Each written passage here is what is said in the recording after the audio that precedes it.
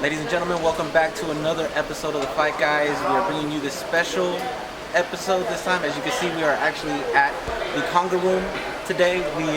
We're at the Manny Pacquaio versus Jessie Vargas undercard press conference. As you can see, we're bringing the cast back. I, Fernando, from Behind the Gloves, am here joined by Dominic Redina of ringtv.com and IFL TV over in the UK.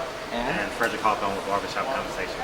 And as you can see, we have one of the co-main event fighters with us, Jessie Magdaleno, who will be taking on Nonito Donaire on November 5th on the undercard.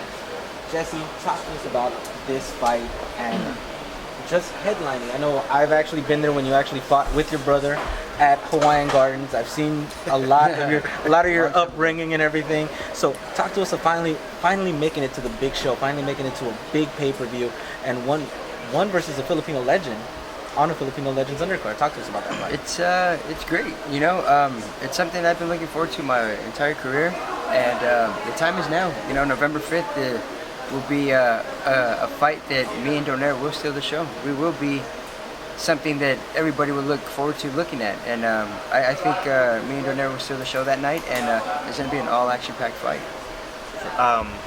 In the press conference, you said you're going to knock him out. I interviewed him. He said you're going to knock him out. No, he's going to knock him out. He's going to knock you out. Well, he got two answers right. Talk about, you walk into the ring with 17 knockouts, correct? Yes, sir.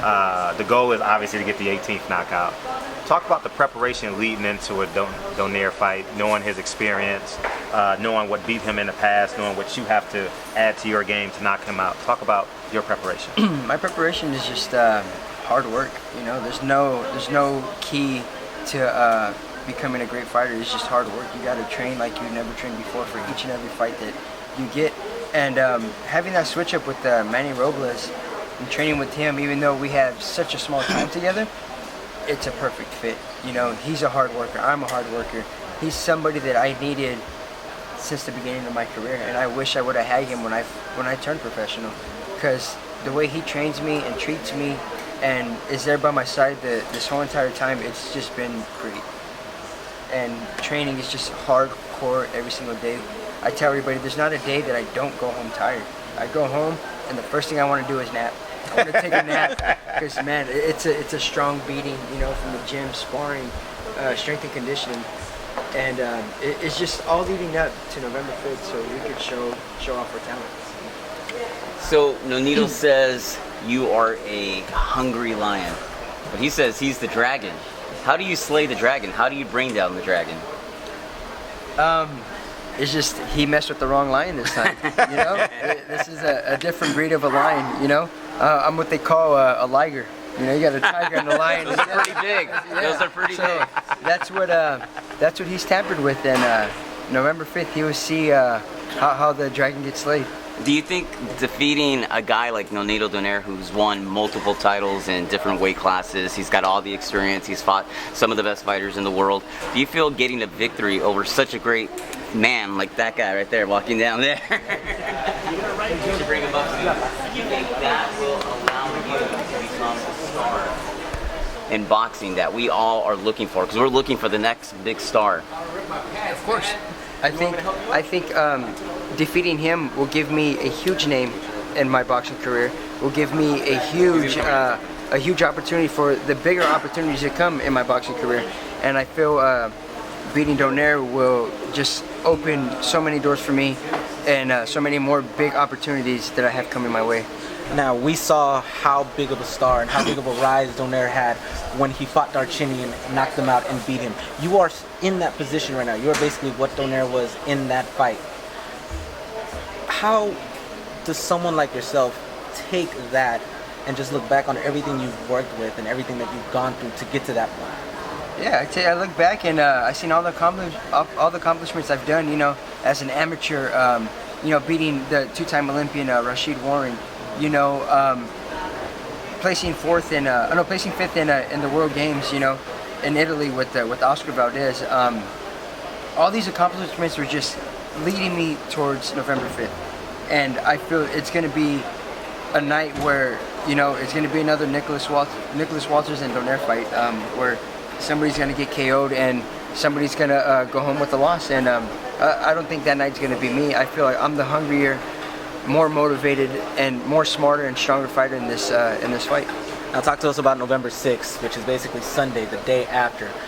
Are people going to be talking about Jessie Magdaleno versus Nonito Donaire and how the fight went down? Or since your training partner, Oscar Valdez, is fighting on that one, are we going to be talking about Oscar Valdez? I think for a long time people are going to be talking about the Donaire and Jessie Magdaleno fight, because I believe it's like, I see our fight as Marquez and Pacquiao, you know? Which one? All of them. Which one? All of them. Which one? I feel like this could be a potential fight where it could go 2, 3, 4, maybe even 5 times. Who knows? You know, who knows how long Donaire wants to stay in the ring or when he's going to call it quits. But it's going to be a great fight between me and him, and I think it's going to be a fight that people are going to be talking about for a long time. My final question is, you mentioned Rashid Warren, you mentioned Oscar Valdez. They all have belts now. Yes, sir. How important is that belt to you? And more importantly, how, in addition to winning the belt, how important is galvanizing the Latin spirit in LA and having them come to the gym, support you like they do to Manny Pacquiao, like they do to Canelo Alvarez? How important is that for you? It's very important because it's a dream that I've been dreaming about since I laced gloves on. Mm-hmm. You know, always being on a big card and being, you know, world champion. And seeing Rashid Warren, you know, congrats to him on winning his title. Seeing Oscar Valdez accomplish his dreams and his goals, and the more motivated he is to grab more titles and more, you know, complete more of his goals that he has going on, is just motivation for me, because I know I could be in that position, and I know with this guy Manny Robles, you know, Oscar Valdez, Edgar Josso in my corner, we can accomplish and go a long way. We are the new faces of boxing, and we will continue to be the new faces. Now, as Jessie pointed out, we brought Manny Robles up, his trainer. Manny, talk to us about the addition of Jessie Magdaleno to your camp and to your team. Obviously, he stated we have Oscar Valdez, Terrell Gash is there as well. But talk to us about Jessie and his work and how he's progressed with you. Well, it's a great addition, first of all, and I'd like to thank Jessie for trusting in me and giving me the opportunity to work with him. You know, he has a big challenge ahead of himself, of course, and fighting Nonito, but we're up to that challenge. You know what I mean? That's what's exciting about working with this kid. He's always positive. He's always on the up and up. He feels like this has been his best camp. Obviously, this is the first time I'm working with him together, our first fight together. And what more can you ask for than a world title fight? But he tells me, this kid, man, this is what I've been looking for a very long time, and I'm happy to say things have been going great in camp. I mean, we just hit we already hit the 12-round mark, and we still have over 5 weeks left in training, and so we're ahead of schedule. His weight is great. I mean, I can honestly tell you that we're not going to have an issue with weight.